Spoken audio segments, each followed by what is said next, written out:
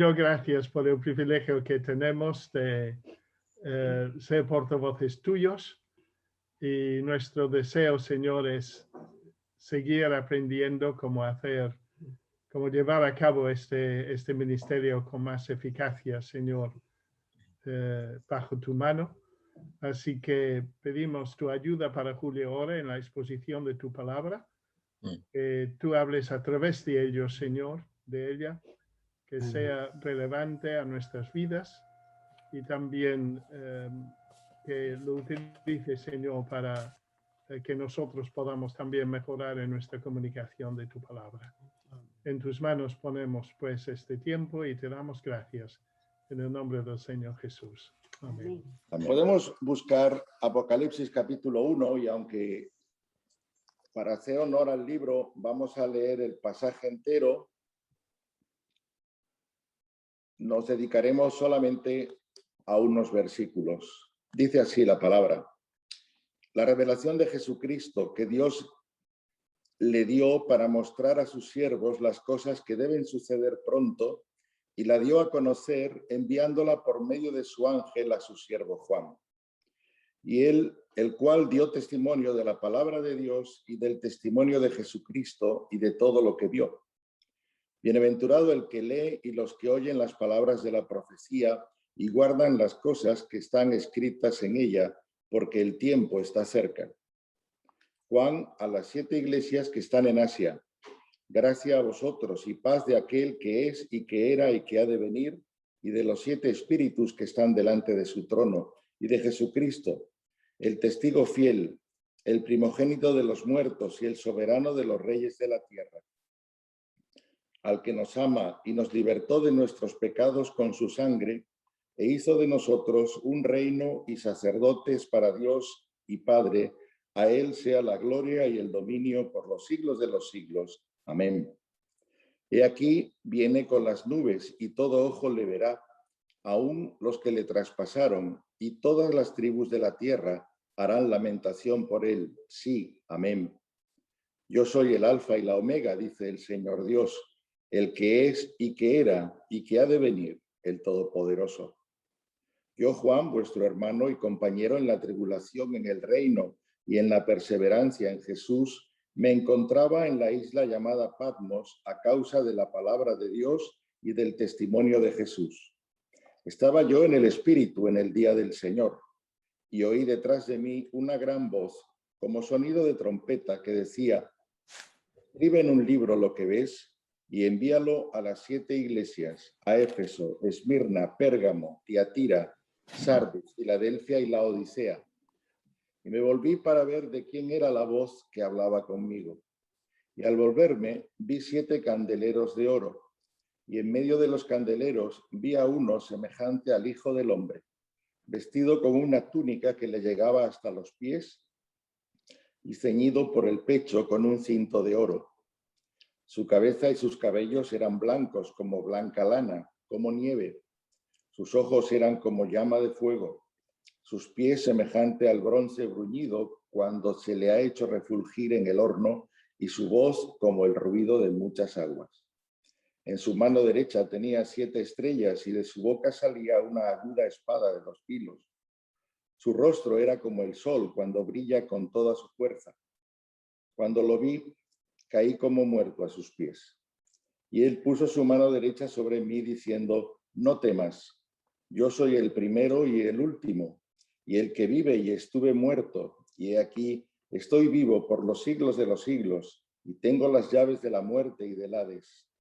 Escribe pues las cosas que has visto y las que son, y las que han de suceder después de estas.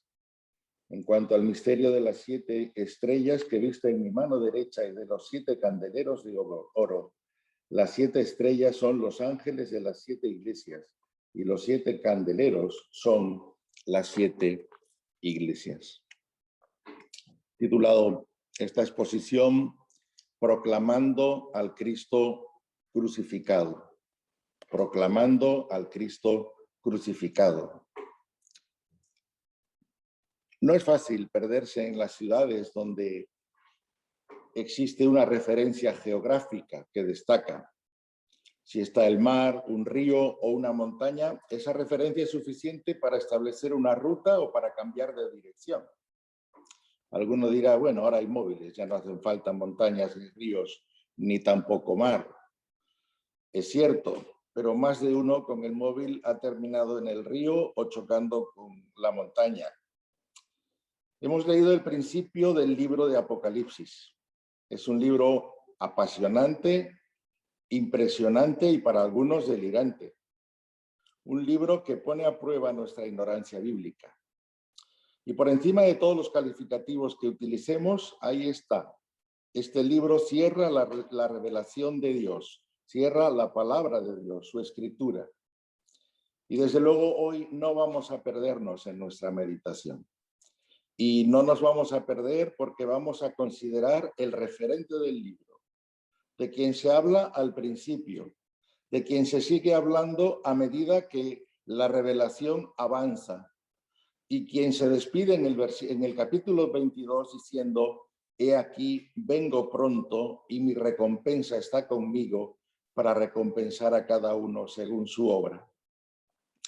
El referente del libro de Apocalipsis es Jesucristo. Lo hemos leído al principio del libro, así comienza la revelación de Jesucristo. Y se nos dice al principio que Él es el testigo fiel, el primogénito de los muertos. Eso tiene mucho que ver con su ministerio terrenal, tiene mucho que ver con el tiempo que vivió entre nosotros. Pero también se nos dice que es el soberano de los reyes de la tierra, a quien se le reconoce la gloria, el dominio por los siglos de los siglos, el que es y que era y que ha de venir, el Todopoderoso. A Cristo en este libro se le presenta en gloria y en majestad. No hay debilidad, no hay humillación, no hay un punto en el cual el ser que quisiésemos considerar osase ponerse a su altura. En este libro Cristo recibe el reconocimiento que nunca dejó de tener. Y solo como muestra una lectura en el capítulo 5, versículos del 9 al 13, que dice, digno eres de tomar el libro y de abrir sus sellos, porque fuiste inmolado y con tu sangre compraste para Dios a gente de toda tribu, lengua, pueblo y nación.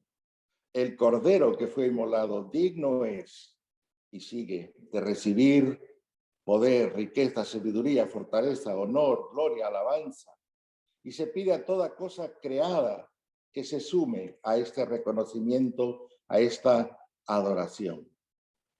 Yo pido al Señor que en esta mañana seamos capaces de reconocer la gloria de Cristo.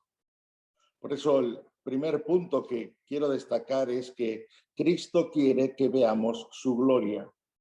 Cristo quiere que veamos su gloria. En el capítulo 17 de Juan, el Señor oró diciendo, Padre, quiero que vean mi gloria. El Señor oró a favor de sus discípulos. Es la llamada oración intercesora y de una manera intensa pide al final de esa oración, Padre, quiero que vean mi gloria. Estamos en un mundo que continuamente se burla de la palabra de Dios o de todo lo que tiene que ver con Dios. Se pone en duda y se rechaza lo que se refiere a lo sobrenatural. En cualquier esfera no nos sorprendemos cada día cómo surge en la esfera del arte, en la esfera de la literatura, en la esfera de la política o de las ideologías, un rechazo a todo lo que tiene que ver con Dios. Es para mofa, es para befa. Todavía hace unos días en el Congreso de los Diputados alguien se reía de los que creen en el nacimiento virginal o en las manifestaciones milagrosas acerca de Dios. Y ahí está, cuando se habla de nacimiento virginal, cuando se habla de su crucifixión, de su muerte, bajo el amparo de la libertad de expresión, en nuestro mundo se dice cualquier barbaridad, cualquier blasfemia. Eso en cuanto al Cristo terrenal. Cuanto más si hablamos acerca del Cristo celestial, del Cristo resucitado y glorificado. Y es que la labor del diablo a lo largo de la historia ha sido cegar el entendimiento de los hombres respecto al conocimiento de Dios. En 2 Corintios capítulo 4 y versículo 3 dice: y si todavía nuestro evangelio está velado, para los que se pierden está velado, en los cuales el Dios de este siglo, de este mundo, ha cegado el entendimiento de los incrédulos para que no vean el resplandor del evangelio de la gloria de Cristo, que es la imagen de Dios. Podría decir que a más luz, la obra del diablo es provocar más ceguera. Y en este sentido hay una declaración en 1 Corintios 1 que conocemos. Dice que la palabra de la cruz es necedad para los que se pierden, pero para nosotros es poder de Dios. Porque está escrito: destruiré la sabiduría de los sabios, el entendimiento de los inteligentes desecharé. ¿Dónde están los sabios? ¿Dónde está el sabio? ¿Dónde está el escriba? ¿Dónde el polemista de este siglo? ¿No ha hecho Dios que la sabiduría de este mundo sea necedad? Y sin embargo, frente a esta realidad, un mundo que da la espalda, que se burla, un diablo que está obrando para que la ceguera continúe y se extienda, acabamos de leer la realidad, y es que Jesús ora para que podamos ver su gloria. Y ver la gloria de Cristo, él considera que es tan importante que lo incluye de una manera vehemente y principal en esta última oración para con sus discípulos.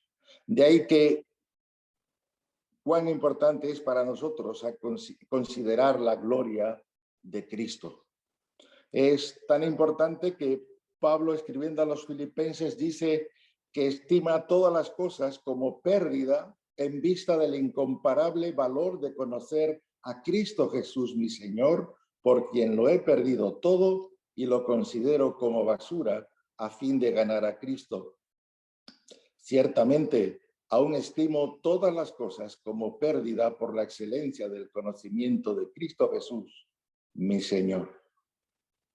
Hay un énfasis en la persona de Cristo Jesús, hay un énfasis en las epístolas, en aquellos que el Señor utilizó para transmitirnos su palabra, en que considerar la gloria de Cristo, plantarnos delante de la gloria de Cristo, exhastiarnos delante de la gloria de Cristo, es algo tan importante experimentarlo, que nuestra vida tiene un antes y un después, según haya ese encuentro, ese descubrimiento, ese reconocimiento en nosotros.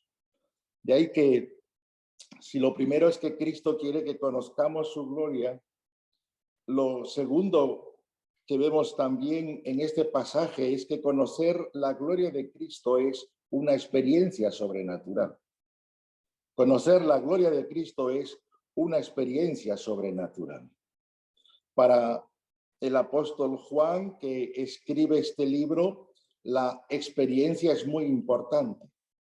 De hecho, comienza su primera carta haciendo énfasis en este hecho. Él habla como testigo de primera mano. Él es un testigo fiel de lo que vio, de lo que oyó, de lo que palpó, dice él en esa primera carta. Por eso añade: lo que vamos a proclamar es lo que hemos visto y lo que hemos oído, y en base a esto poder tener comunión unos con otros, con el Padre y con su Hijo. Y os escribimos para que vuestro gozo sea completo. Para el apóstol Juan, como los escritores bíblicos, el Evangelio es el Evangelio de Jesucristo. No es un canon, no es una declaración teológica, no es una declaración de fe. El Evangelio es el Evangelio de Jesucristo. Las buenas nuevas son las buenas nuevas de Jesucristo. Y su testimonio tiene que ver con una persona, Jesucristo. Jesucristo es la persona. Insiste en una y otra vez. Y es cierto que cuando hablamos de contemplar a la persona de Cristo en toda su majestad, en toda su belleza, hay una realidad que hemos de tener en cuenta. Pablo dice en 1 Corintios 13 que ahora vemos en espejo, veladamente, pero entonces veremos cara a cara. Hay un ahora, y sabéis que los espejos de aquella época no eran como los nuestros, que con nitidez reflejan la imagen. Eran espejos pulidos sobre distintos materiales y esa acción de pulir no era perfecta. De ahí que, pues, el espejo dependía del buen hacer del artesano, fuese más fiel a reflejar la imagen o no, pero siempre había una distorsión. No está la nitidez suficiente para que la imagen se vea en toda su claridad. De ahí que cuando hablamos de que este Juan que transmite la persona de Cristo, que escuchó, que oyó, que palpó a sus lectores, podemos añadir que lo hacía en la medida en que los evangelios nos revelan lo que el Padre ha querido que conociésemos de Cristo, suficiente para nosotros. Nos dan la información que necesitamos. El que siendo en forma de Dios adoptó la posición de siervo, el que vino para servir y no para ser servido, el que tiene misericordia y comparte la mesa con pecadores, aquel que va a permitir que manos impuras sean puestas sobre él para hacerle daño, el que dejará que la injusticia prevalezca en el juicio, el que acatará esa sentencia de muerte, el que sobrellevará la crucifixión. Hay una contemplación de la persona de Cristo en su ministerio terrenal que plasman los evangelios, que es suficiente para nosotros, para conocer nuestra salvación, a nuestro Salvador y el que hace posible nuestra salvación. Y vemos rasgos que son credenciales que atestiguan la autoridad de su persona, la autoridad en su enseñanza, en las señales y en los milagros, el poder transformador que mostró, la realidad de su resurrección y su ascensión a los cielos. Todo eso es verdad. Pero también en determinados momentos, cuando el velo se descorre y Jesús va más allá de la acción esperada de un gran hombre y es capaz de calmar el viento, calmar la tempestad, o es capaz de levantar a un muerto, o es capaz de presentarse acompañado por Elías y por Moisés. En ese momento, los discípulos lo que tienen es la oportunidad gloriosa de ir un poco más allá en el conocimiento de su maestro. Pero humanamente hablando, hay gloria en esa contemplación, pero todavía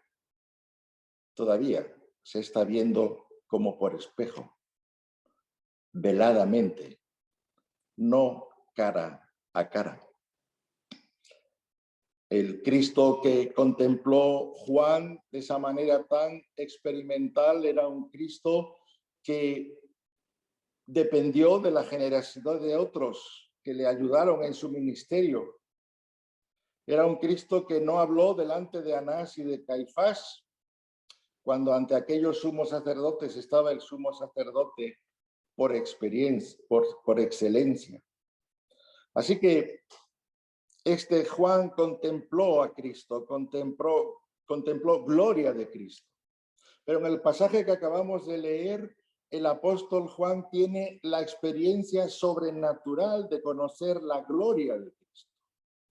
Es de parte de Dios invitado a contemplar al Señor lleno de majestad, a tal punto que en un momento determinado el discípulo amado, aquel que recostaba su cabeza sobre el hombro del Señor, teme al punto que dice, estoy muerto, soy muerto, esto es demasiado para mí. ¿Quién soy yo para poder estar escuchando, mirándote? Y tiene que recibir la palabra de su Señor. No temas. Así que para conocer la gloria de Cristo es necesaria una experiencia sobrenatural. Y Juan tiene aquí una experiencia sobrenatural. En el libro, y por dar solamente unas pinceladas en la lectura que hicimos, él se identifica como el autor del libro. Y al mismo tiempo explica la situación que está ocurriendo y por la cual el Señor le hace esta revelación. Hay persecución, hay un emperador llamado Domiciano que ha desencadenado una dura persecución contra los cristianos. Es uno de los 10 emperadores que más hostigó y más persiguió al cristianismo. Así que él se pone como copartícipe con los demás creyentes por la tribulación que están pasando. Y es más, él dice, estoy aquí en esta isla y he estado en Patmos, pues, desterrado y he tenido que sufrir privaciones y he tenido que estar realmente en una situación muy complicada. Somos compañeros de lucha. Él se identifica con sus lectores, participa con ellos también y les pide que participen con él en la paciencia de Jesucristo, en la perseverancia de Jesucristo, que puedan ver en él al modo que se ve en el Señor el aguante, la firmeza, la constancia, la perseverancia y capaces de aguantar cualquier situación adversa. El apóstol, de una manera clara, quiere que sepan además, y por eso nada más empezar ya habla de que nos ha puesto como reyes, nos ha dado un reino y nos ha hecho sacerdotes. Quieren que sepa que la victoria no está lejos, pero que la victoria es segura. No está lejos, pero tenéis que saber que la victoria es segura. Y todo esto por causa de la palabra de Dios y el testimonio de Jesucristo. Este Juan, que tanto ha escrito acerca del Señor, que tanto pudo transmitir acerca de aquel Galileo al que siguió durante 3 años y luego el resto de su vida hasta este punto, es un hombre que,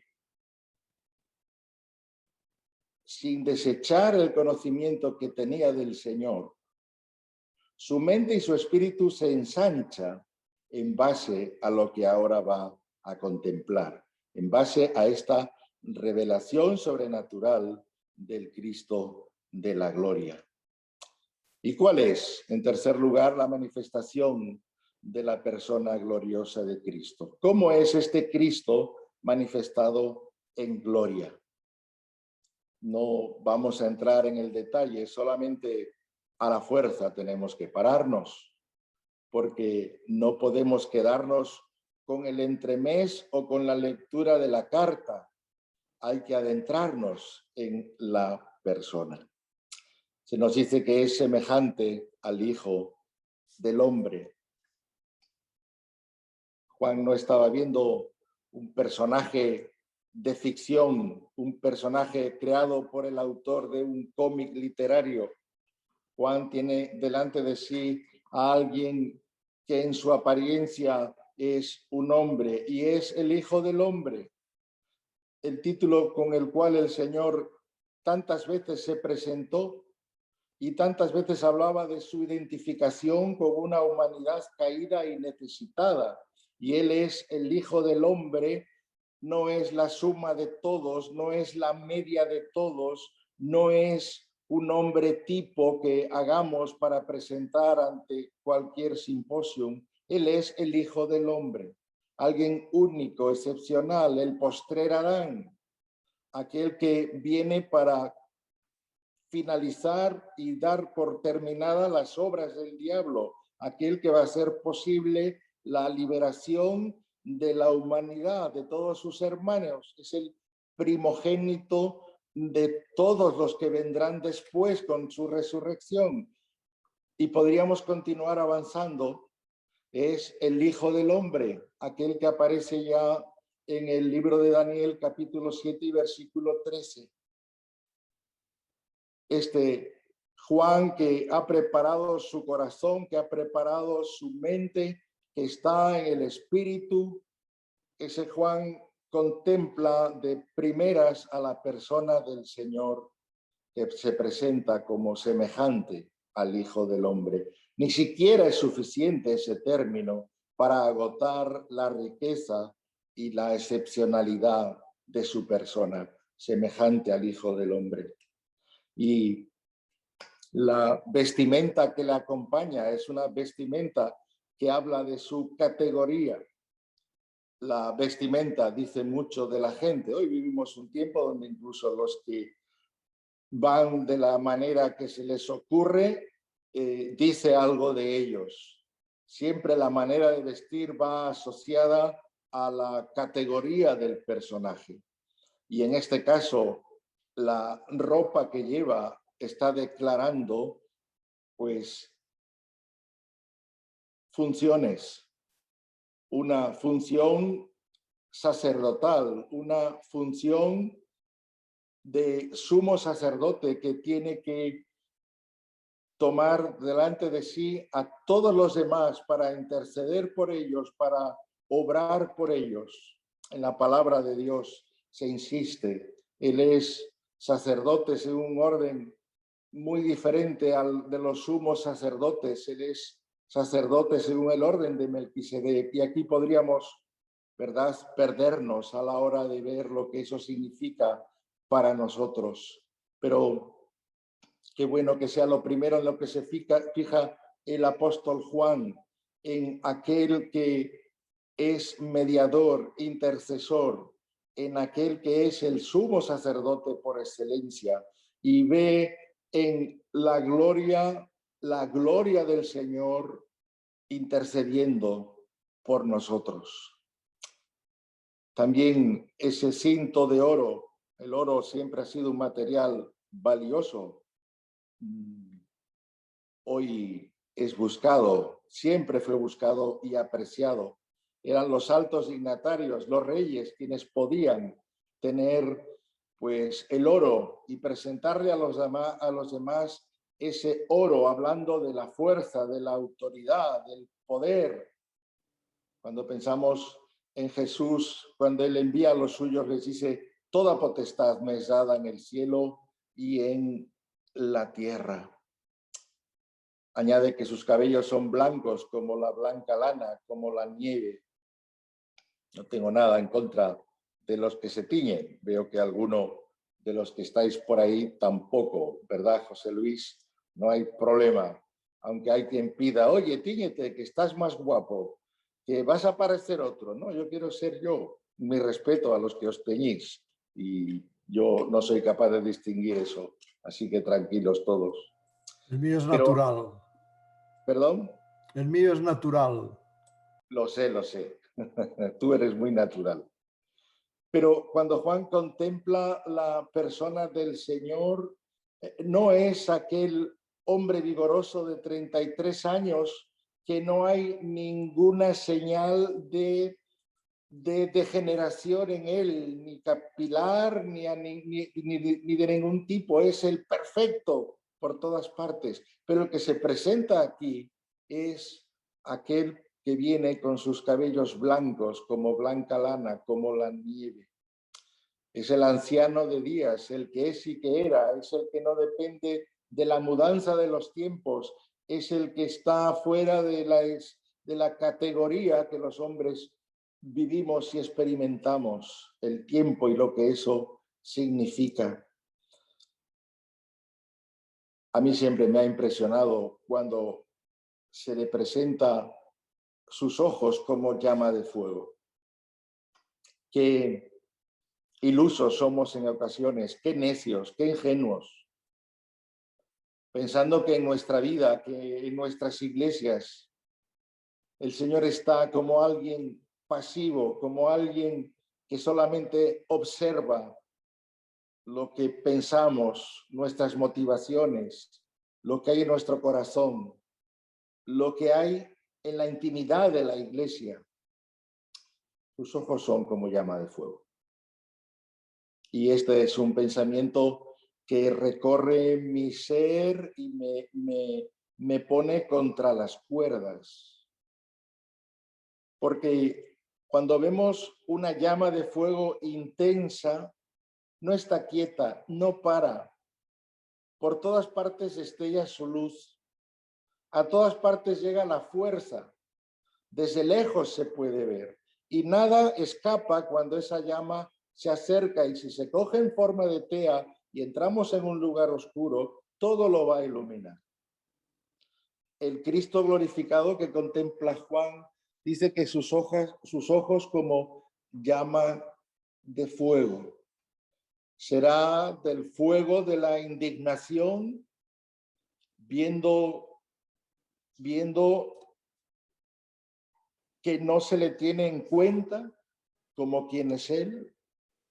Va a escribir 7 cartas a 7 iglesias, y en algunas de ellas esa mirada escrutadora ha puesto al descubierto que allí no hay vida, que lo que hay muerte, lo que hay es aparatosidad, nada más. Aparatosidad. Hay solamente una apariencia de vida, pero no hay vida. Apariencia de realidad espiritual, pero no está. Han sido capaces de llegar a un sistema en el cual parece que todo funciona y todo el mundo está contento. Pero aquel que está contemplando su iglesia mira el corazón, la motivación. Nosotros a veces somos muy generosos. Somos demasiado laxos en el enjuiciamiento de las iglesias en las que estamos, y no nos atrevemos y no somos capaces de decir esto es lo que hay y se acabó. Sus ojos son como llama de fuego, viendo la iglesia, pero viéndonos a nosotros. En ese momento Juan se siente escrutado hasta lo íntimo. Este Juan al que le decían, pregúntale tú que estás más cerca de él, ¿quién es ese que le va a entregar? Este Juan que se utilizaba como mensajero para que el Señor pudiese decir algo más. Este Juan se siente escrutado, siente que no hay nada que quede oculto ante aquel cuya mirada es como llama, sus ojos son como llama de fuego. Me paro aquí porque es una parte de la visión que a mí siempre me cautiva, me previene y me humilla. También sus pies son como el bronce bruñido. No solamente es alguien que es capaz de contemplar hasta lo último. El Señor es capaz de acceder hasta lo último. Y su voz, ay, la voz del Señor. La voz que calmó las aguas y los vientos, la voz que calmó a los seres humanos en su necesidad, la voz que calmó la muerte. Su voz es como estruendo de muchas aguas. Os habrá pasado como a mí, que a veces en alguna reunión los hermanos músicos siguen tocando y estás hablando con alguien y no hay quien se entere, porque claro, están tocando y tú tienes que levantar la voz y el otro tiene que levantar la voz.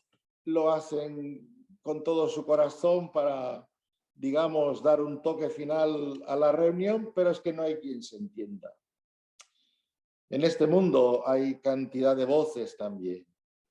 Voces que todo lo saben, todo lo entienden, se atreven a hablar de lo espiritual, de Dios, a negarlo, a decir cosas, a blasfemar, a pintar. Su voz es como el estruendo de muchas aguas, la voz que se impone, la voz que llegado el momento es la única voz que se escucha, la voz de Cristo. No solamente todo ojo le verá, sino que toda persona le escuchará. Hoy hay quien no quiere, no puede escuchar su voz en su momento, al que es el que tiene la voz como estruendo de muchas aguas. Por supuesto que se va a oír. No tiene rival el Señor. Y tenía en su diestra las 7 estrellas. Las iglesias son del Señor, no son de los hombres. Las iglesias son del Señor. Nos dice además que de su boca salía una espada aguda de 2 filos.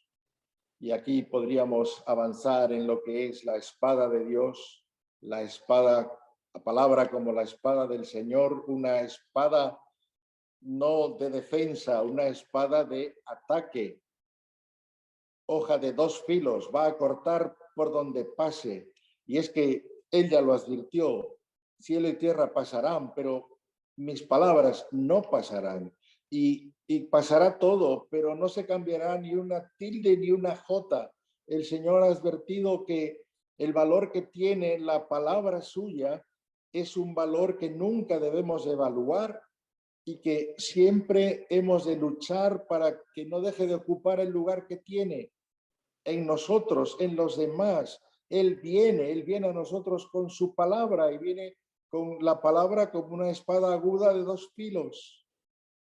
Tenemos que afilar el instrumento nosotros, tenemos que utilizar el instrumento nosotros, tenemos que ver en el Señor ese desafío para nosotros, pero Él se va a acercar a nosotros por medio y con su palabra. Y el rostro del Señor, como el sol cuando resplandece con su fuerza. ¿Cómo mantener esa mirada? ¿Cómo seguir contemplando tal fuerza, tal poder? ¿Quién se atreve a mirar directamente al sol en la plenitud del día? Te quedarás ciego. Te quedarás ciego. Todos recomiendan no hacerlo.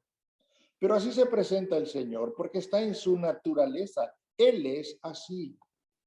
Es el Cristo glorioso, el Dios hecho hombre, el Dios con mayúsculas hecho hombre. Es el que en el monte de la transfiguración lleva a cabo ese proceso de descorrer el velo para que los demás vean qué es lo que está ahí, quién está ahí. El sol cuando resplandece con su fuerza. Juan no ha seguido a un Galileo que poco a poco ha ido a menos para terminar clavado en una cruz y enterrado en un sepulcro y que luego resucitó por la gloria y el poder de Dios. Juan ha estado siguiendo al sol, un sol que ha velado su fuerza. Como decía antes, ¿cómo reacciona Juan, verdad? Cuando Juan vio todo esto, dice, caí como muerto a sus pies. Cerramos los ojos, intentamos recrear la escena y ya no es posible seguir en pie. Ha visto demasiado, pero ha visto demasiado para él como el que ha sido apóstol de Jesucristo. Ni apóstol, ni profeta, ni siervo querido por Dios. Cuando el Señor descorre el velo y manifiesta su gloria, caemos como muertos a sus pies.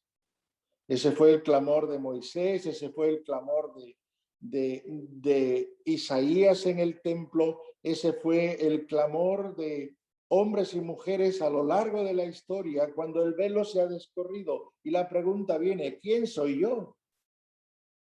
¿Quién soy yo condenado al infierno? ¿Quién soy yo esclavo de Satanás? ¿Quién soy yo alguien incapaz? ¿Quién soy yo para poder contemplarte a ti? No soy digno, no soy digno. Y Juan cae como muerto a sus pies. Ni siquiera aquel que tuvo el privilegio de recostar su cabeza sobre el Señor siente que tiene el mínimo derecho a seguir delante y de pie ante el Señor. Cuán misericordia la del Cristo glorioso. Puso su mano derecha, la mano de autoridad, la mano de fuerza, la mano de ejercicio de poder, para decirle: no temas, no temas.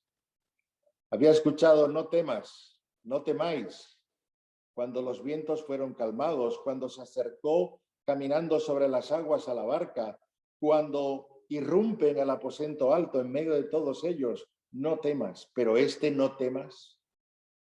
Este no temas es el no temas definitivo. Él ya está en el lugar de Dios, él ya está en el lugar de Cristo. Y el Cristo que aquí dijo: no temas, que aquí estoy yo con vosotros todos los días hasta el fin del mundo, es el Cristo que ahora, traspasado y dejado atrás este mundo, le sigue diciendo en su cielo a su siervo: no temas. ¿Con qué seguridad y con qué confianza podemos nosotros ver lo que viene después, esperar lo que viene después? Y termino, porque en cuarto lugar, nuestra experiencia de la gloria de Cristo, tiene que ser o es una experiencia de transformación y semejanza. Jesús dijo que si queremos conocerle a Él, hemos de escudriñar las Escrituras. Ellas son las que dan testimonio de mí, Juan 5:39. Y acercarnos a las Escrituras, acercarnos a Cristo en las Escrituras, es acercarnos al más valioso diamante que cada una de las tallas o de las caras que consideremos, cada una de ellas es preciosa, cada una de ellas es sublime. Cada quilate de ese diamante es un quilate que nos habla del valor que tiene el quilate, pero del valor que tiene la pieza entera, la totalidad de la pieza.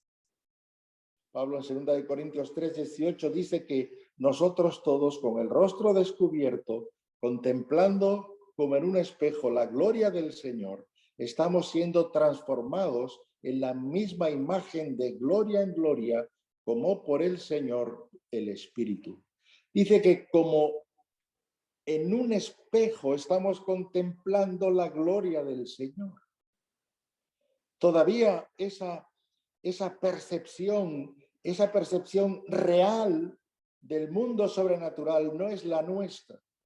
Pero sí dice que en cuanto nosotros, con el rostro descubierto, sin velos, sin ningún tipo de apariencia ni aparatosidad, nos vamos a las Escrituras.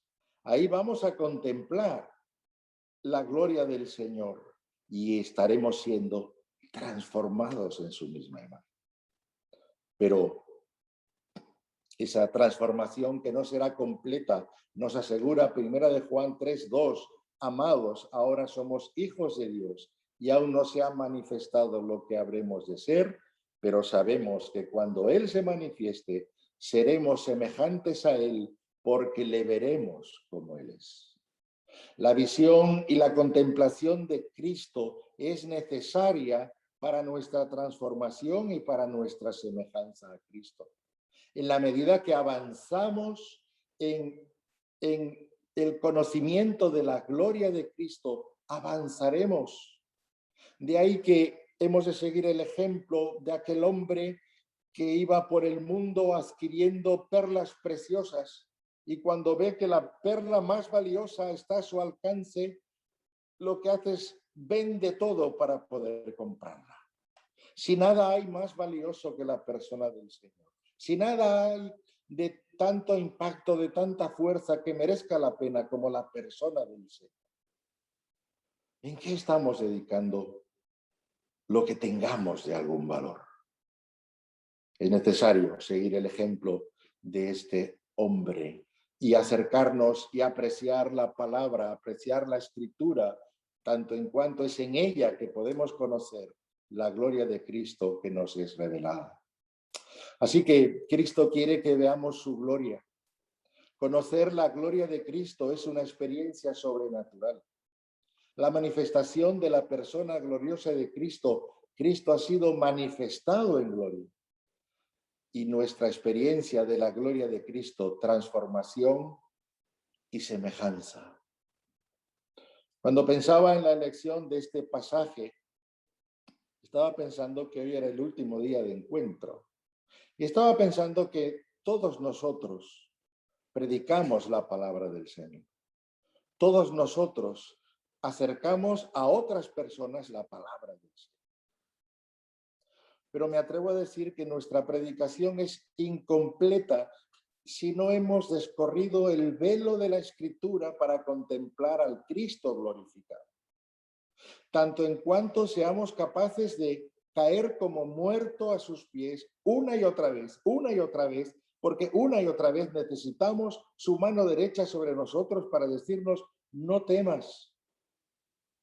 ¿Cómo vamos a decir en tu nombre echo la red? ¿Cómo vamos a decir en tu nombre voy a hablar y voy a predicar si antes no nos hemos sentido y visto realmente como muertos delante de la presencia de ese Señor al que vamos a proclamar? ¿Cuántas veces debo pedir perdón al Señor por haber perdido de vista esta realidad? Y no somos nosotros dignos ni de pronunciar su nombre, ni de presentar su nombre.